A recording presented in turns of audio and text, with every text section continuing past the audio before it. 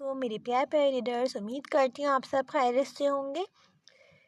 آج میں نے آپ کو 2 ایپیسوڈ دے دی ہیں تو تمام شکوے شکایت ختم۔ 4 دن میں 2 ایپیسوڈ دیتی ہوں تو میں نے 1 دن میں 2 ایپیسوڈ دے دیے۔ جو لوگ اس ناول کو پڑھ رہے ہیں، اس ایپیسوڈ کو پڑھ رہے ہیں، اس سے پہلے ایک اور پارٹ میں نے اپلوڈ کر چکی ہوں، تو کائنڈلی وہ جا کے پڑھ لیں۔ جو چینل پہ نیو لوگ ہیں، نیو ریڈرز ہیں، ان کو خوش آمدید۔ اس کے علاوہ جن لوگوں نے چینل کو سبسکرائب نہیں کرا ہوا، کائنڈلی سبسکرائب کر دیں۔ 100 میں 2 سبسکرائبر رہتے ہیں، تو کائنڈلی کوآپریٹ کریں، ایپیسوڈ کو لائک کریں اور کامنٹ باکس میں اپنا فیوریٹ ڈائلاگ، سین یا پھر کریکٹر لازمی مینشن کریں۔ تو چلتے ہیں آج کے ایپیسوڈ کی جانب۔ طلبکار عشقم از قلم ہانا خان، قسط نمبر 21، پارٹ 2۔ یہ منظر ہے راجپوت مینشن میں منعقد کی گئی شاندار پارٹی کا، جہاں اس وقت پاکستان کے معروف بڑے اور چھوٹے تمام بزنس مین موجود تھے، جن میں یزدان خانزادہ بھی شامل تھا۔ ہر طرف رنگ و بو کا سیلاب سا امٹ آیا تھا۔ کہیں سے بھی دیکھنے سے یہ نہیں لگ رہا تھا کہ یہ ایک اسلامی جمہوریہ پاکستان ہے۔ وہاں موجود عورتوں کے لباس ایسا تھا کہ ان کے جسم کو چھپانے کے بجائے ان کا وجود کا ایک ایک خطوط مزید واضح کر رہا تھا، جبکہ مرد اور عورت ایک دوسرے کی باہوں میں اس طرح جھوم رہے تھے کہ غیرت مند شخص شرمندہ ہو جائے۔ یہ ایک ایلیٹ کلاس اسٹیٹس سے تعلق رکھنے والے لوگ تھے، جن کے لیے جیسے حلال اور حرام میں کوئی فرق ہی نہ تھا۔ کیا محرم اور کیا نامحرم، سب ایک برابر تھے۔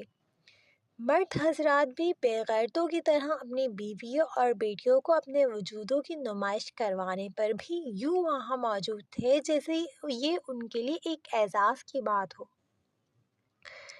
ابھی سب ایک دوسرے سے خوش گپوں میں مصروف تھے کہ مین انٹرنس میں داخل ہونے والی شخصیت کو دیکھ کر اس کی جانب متوجہ ہوئے، جبکہ تمام میڈیا سمیت ان کے کیمروں کا رخ بھی انٹرنس سے داخل ہوتی شخصیت کی جانب تیزی سے مڑا، جس کے باعث انٹرویو دیتے ہوئے دلاور راجپوت کے نقوش تنے تھے۔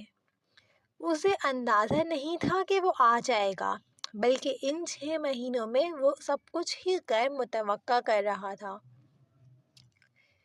یہ شخصیت اور کوئی نہیں، ہمارے سردار صاحب یعنی کہ یزدان خانزادہ کی تھی، جنہیں عشق نے کچھ نکما کر دیا تھا۔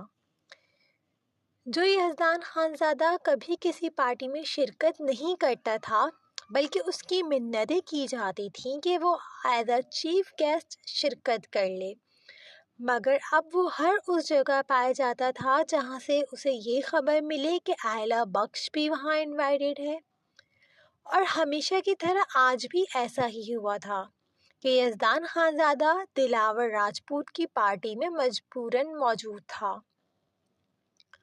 اس کا دل تو اس کا منہ توڑنے کا تھا، مگر صبر کا گھونٹ پی کر وہ اس کی پارٹی میں شرافت سے انٹر ہوا تھا، صرف اور صرف آئلہ بخش کی وجہ سے۔ یزدان خانزادہ اس وقت ارمانی برانڈ کے کیمل براؤن کلر کے ٹیکسیڈو میں ملبوس وائٹ کلر کی شرٹ پہنے، جس کے اوپری بٹن آگے سے کھلے تھے، براؤن رنگ کے جون لوپ برانڈ کے آکسفورڈ شوز پہنے، جبکہ بائیں ہاتھ میں سلور کلر کی رولیکس کی رسٹ واچ جگمگا رہی تھی۔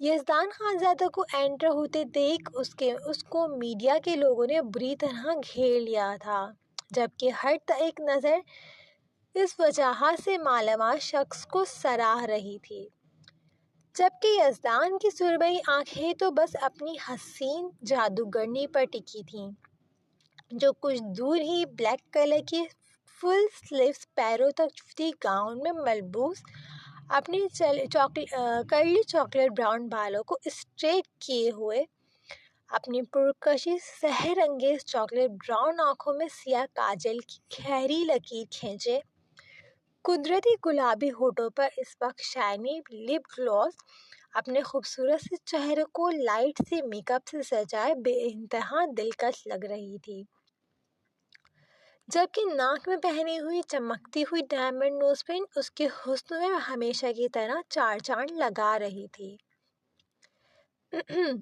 یزدان کی آنکھوں کو مسلسل آئلہ بخش پر ٹکے دیکھ شہروز نے اسے ہوش دلانا ضروری سمجھا، جس پر نہ چاہتے ہوئے بھی یزدان خانزادہ نے اپنی نگاہوں کا رخ پھیرا۔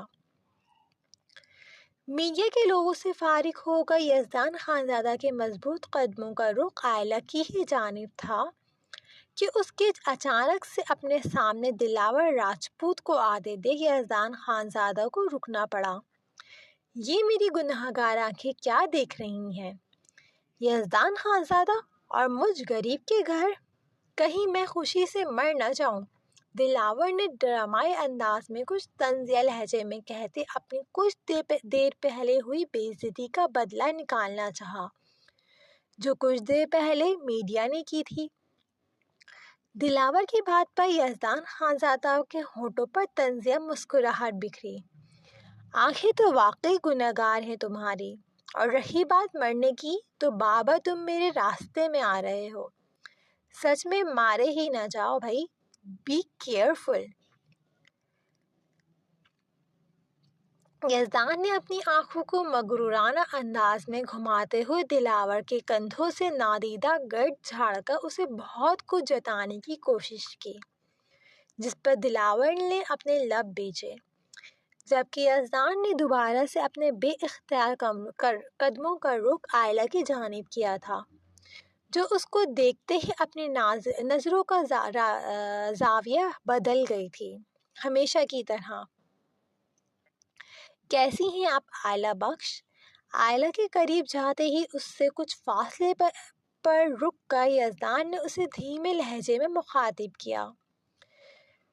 دوسری طرف شہروز، جو خود بھی اس وقت کمپلیٹ بلیک سوٹ میں ملبوس بلیک ہی جوتے پہنے ہوئے تھا، وہ یزدان اور آئلہ کو پرائیویسی دینے کی خاطر کچھ دور جا کھڑا ہوا۔ ہمیشہ کی طرح خوش اور مطمئن۔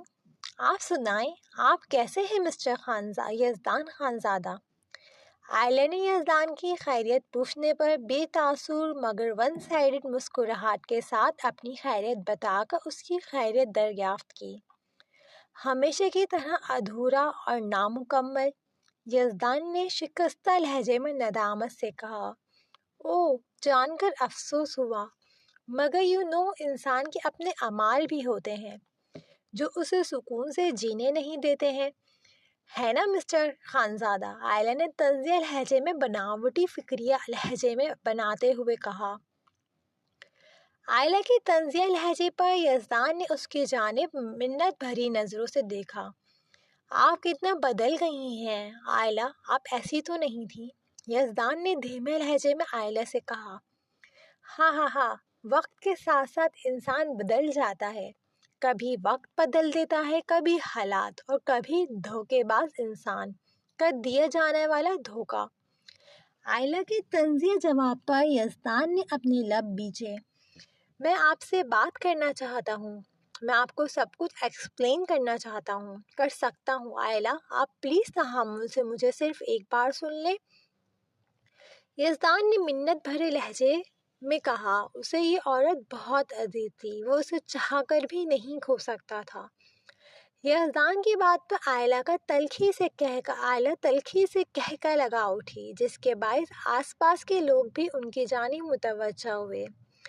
ہاں ہاں ہاں ہاں، اوہ آئی ایم سوری، ایکچولی مجھے آپ کی بات پہ ہنسی آ گئی مسٹر خانزادہ۔ ویسے کبھی آپ نے سنا ہے کہ جس شخص سے آپ ایک بار دھوکہ کھا چکے ہوں، اسے ایک بار پھر دوبارہ خود کو کھائی میں دھکیلنے کا موقع دے دو؟ نہیں نا، تو آپ نے ایسا کیسے سوچ لیا؟ افسوس، وہ میرا بچپنا، یا پھر آپ نادانی کہہ سکتے ہیں کہ میں آپ کے فریب میں پھنس گئی تھی، مگر وہ آئلہ اسی دن مر چکی تھی۔ اب جو آئلہ آپ کے سامنے کھڑی ہے، وہ آپ جیسے دھوکے باز لوگوں کے فریب اور جھوٹی محبت کے پھینکے گئے جالوں میں نہیں پھنستی۔ اس لیے اپنا آپ اور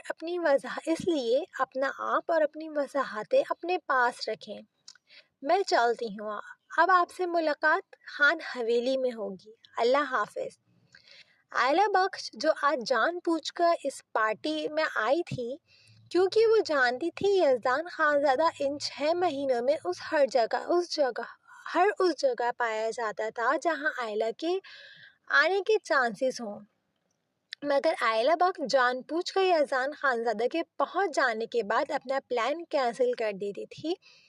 آج وہ خود کو دلاور راجپوت کی پارٹی میں آنے سے روک نہ پائی، کیوں یہ بات وہ خود بھی نہیں جانتی تھی۔ آئلہ کے وہاں سے جاتے ہی یزدان نے اپنی آنکھیں کرب سے میچ لیں۔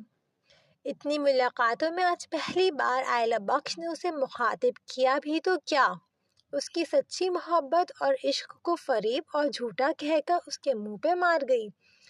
یزدان کے چہرے پہ پھیلتے کرب کو دیکھ کر شہروز جو ان دونوں کی ہی جانب بڑھ رہا تھا، آئلہ کے ہونٹوں سے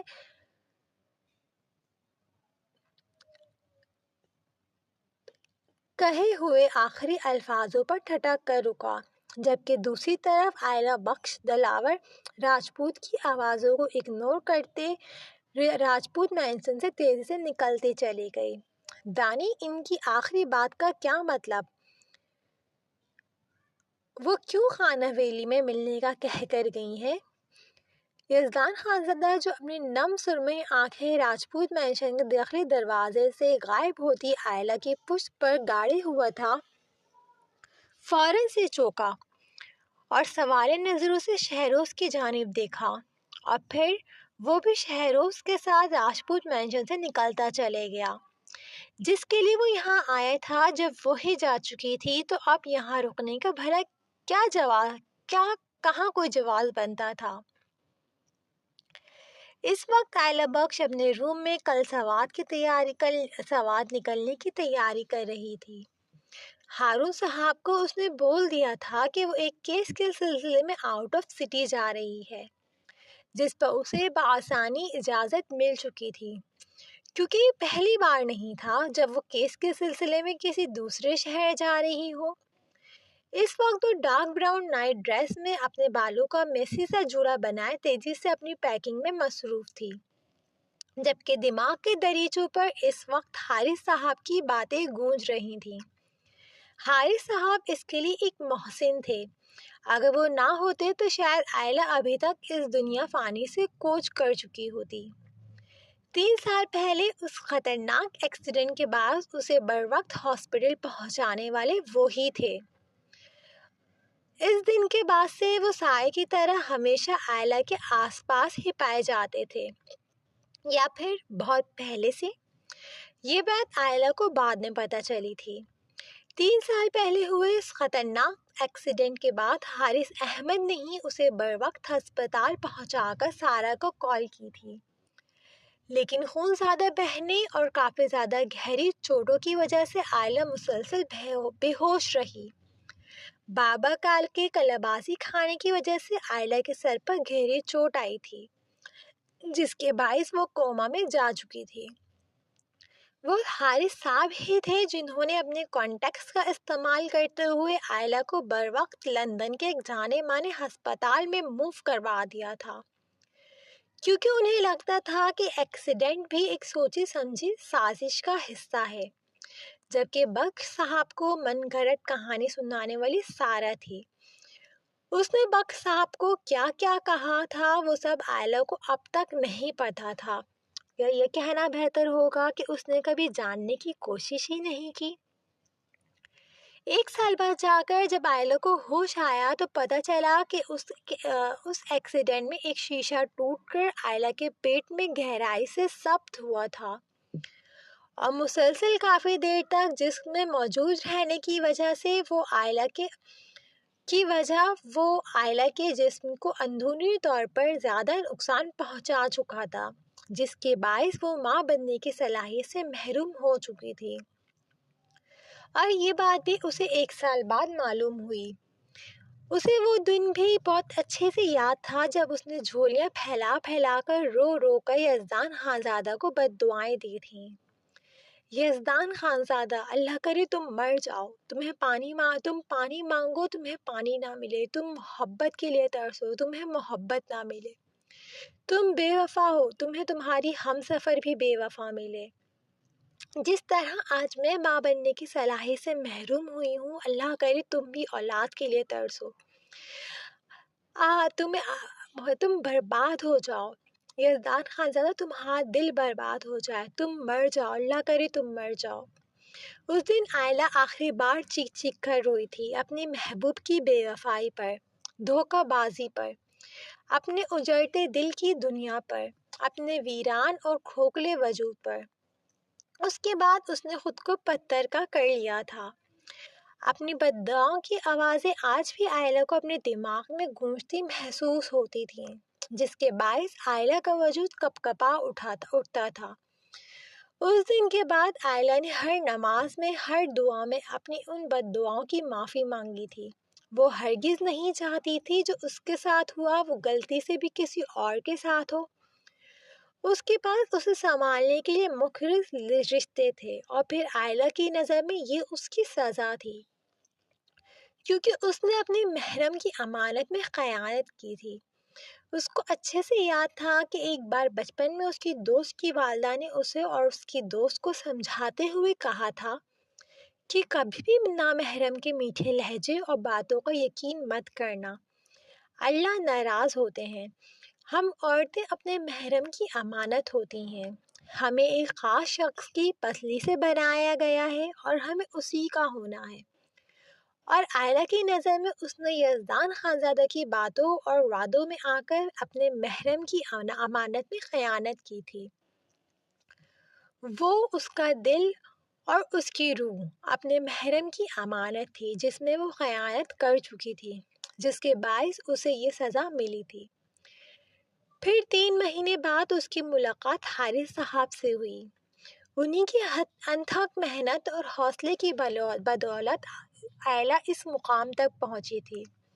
ہارون صاحب آئلہ کی حارث احمد سے ملاقاتوں کے بارے میں ناواقف تھے، اور کچھ آئلہ نے بھی خود کو ان کے سامنے نارمل کر لیا تھا۔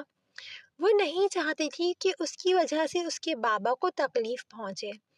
پھر کب دن مہینوں میں اور کب سالوں میں بدلے پتہ ہی نہیں چلا، اور آئلہ کی انتھک محنت اور لگن کی وجہ سے اس کا شمار جانے مانے وکلا میں ہونے لگا۔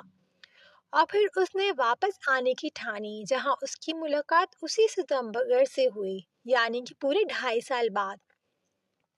اس نے اس ستمگر کا وہ مغرور اور وجیحہ چہرہ دیکھا جسے ہر روز دیکھنے کی تمنا اس نے 2.5 سال پہلے کی تھی، وہی ستمگر جو اس کی دعاؤں کا حصہ رہا تھا، پھر وہی ستمگر جس کے لیے اس نے بددعائیں بھی کی تھی۔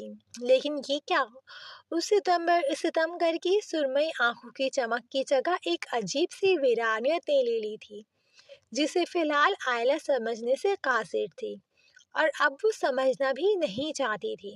یہ شخص اس کی محبت، اس کے دل کا قاتل تھا، جسے تاحیات آئلہ بخش نے معاف نہ کرنے کی قسم کھائی تھی۔ مگر آج حارث صاحب کی باتوں نے اس ستمگر کے لیے دل میں پھر سے ایک نرم گوشہ پیدا کر دیا تھا، جسے آئلہ چاہ کر بھی سخت نہیں کر پا رہی تھی۔ اسی وجہ سے وہ پارٹی میں بھی یزدان خانزادہ کو طنزیہ لہجے میں بہت کچھ سنا آئی تھی، جس کا اندازہ آئلہ کو یزدان کی سرخ ہوتی نم آنکھوں سے ہوا تھا۔ مگر اب وہ مزید اس شخص کی باتوں میں نہیں آنا چاہتی تھی۔ اب اس کی زندگی کا مقصد کچھ اور تھا۔ اب اس کی زندگی میں یزدان خانزادہ کے لیے کوئی جگہ نہیں تھی، اور یہ بات طے تھی۔ آئلہ نے اپنی سوچوں کو جھٹکتے ہوئے اپنی پیکنگ مکمل کی۔ اب اس کا ارادہ کچھ دیر اپنے بابا جان کے پاس بیٹھنے کا تھا، نہ جانے اب ان سے کب ملاقات ہوتی۔ یزدان خانزادہ آج پھر اپنے اندھیرے کمرے میں بیٹھا سگریٹ کے گہرے کش لے رہا تھا۔ اس کی سرمئی آنکھیں اس وقت نم تھیں۔ اس کا دل آئلہ کے تلخی بھرا لہجہ برداشت نہیں کر پا رہا تھا، کجا کہ اس کی آنکھوں میں اپنے لیے اجنبیت دیکھنا یزدان خانزادہ کو اندر ہی اندر مار رہا تھا۔ ان آنکھوں میں تو وہ اپنا عکس دیکھنے کا عادی تھا، لیکن اب ان آنکھوں میں صرف ویرانیت تھی، خالی پن تھا۔ مگر کیوں؟ اگر ان آنکھوں میں یزدان خانزادہ کے لیے نفرت ہوتی تو بھی وہ سمجھ سکتا تھا، وہ یہ ڈیزرو کرتا تھا، مگر ویرانیت اور خالی پن یزدان کو آرے کی طرح کاٹ رہا تھا کہ اچانک سے یزدان خانزادہ کے کانوں میں اس جادوگرنی کے آخری الفاظ گونجے، اب آپ سے ملاقات خان حویلی میں ہوگی، اللہ حافظ۔ عالن نے ایسا کیوں کہا؟ اس کا خان حویلی سے بھلا کیا تعلق؟ یزدان نے دھیمے لہجے میں کہتے ہوئے سگریٹ کا گہرا کش لے کر سگریٹ ایش ٹرے میں مس لی، پھر پاس پڑا موبائل اٹھا کر شہروز کا نمبر ڈائل کیا جو کہ دوسری بیل پہ اٹھا لیا گیا۔ ہیلو؟ فون میں سے شہروز کی نیند میں ڈوبی ہوئی آواز گونجی، جس پر یزدان نے تعصب سے سر جھٹکا اور پھر بولا، ہمیں کل صبح ہوتے ہی حویلی کے لیے نکلنا ہے۔ یزدان کی بات پر شہروز کی آنکھیں پوری طرح کھلی اور نیند بھی بھگ سے اڑی۔ مگر کیوں دانی؟ ہم کل ہی تو واپس آئے تھے، شہروز نے الجھن بھرے لہجے میں پوچھا۔ یوں سمجھ لے کہ مس بخش کی وجہ سے میں ان کے کہے کے گئے آخری الفاظوں میں الجھ چکا ہوں، اس لیے کل ہر حال میں مجھے سوات پہنچنا ہے، تو بھی ساتھ چلے گا، اوکے؟ یزدان نے اپنے دماغ میں پلتے سوالات کے ساتھ ساتھ حکمیہ لہجے میں شہروز کو دو ٹوک اپنی بات کہی، جس پر دوسری طرف موجود شہروز نے آڑے ٹیڑھے منہ بناتے ہوئے کہہ کر کال کٹ کر دی، جس پر یزدان سے اپنے فون کو گھورتا رہ گیا۔ یہ تھا اس کے بعد یزدان کی زندگی میں دوسرا شخص تھا جسے اپنی نیند بہت پیاری تھی۔ چلو میری شیرنی، ہم بھی دیکھتے ہیں اب آپ کیا چاہتی ہیں؟ یزدان نے مسکراتے ہوئے تصور میں ہی آئلہ کو مخاطب کر کے ایک اور سگریٹ سلگائی، اور اب یہ سلسلہ فجر تک چلنا تھا۔ قسط کے آخر تک بنے رہنے کا بہت بہت شکریہ۔ قسط کو لائک کرنا، چینل کو سبسکرائب کرنا اور کامنٹ باکس میں اپنا فیوریٹ ڈائلاگ، سین یا کریکٹر مینشن کرنا مت بھولیے گا۔ اب آپ سے ملاقات ہوگی اگلے ایپیسوڈ کے ساتھ، تب تک کے لیے اللہ حافظ۔ اپنا دھیان رکھیں، خوش رہیں، آباد رہیں، ہنستے مسکراتے رہیں، اپنی دعاؤں میں یاد رکھیں۔ اللہ حافظ۔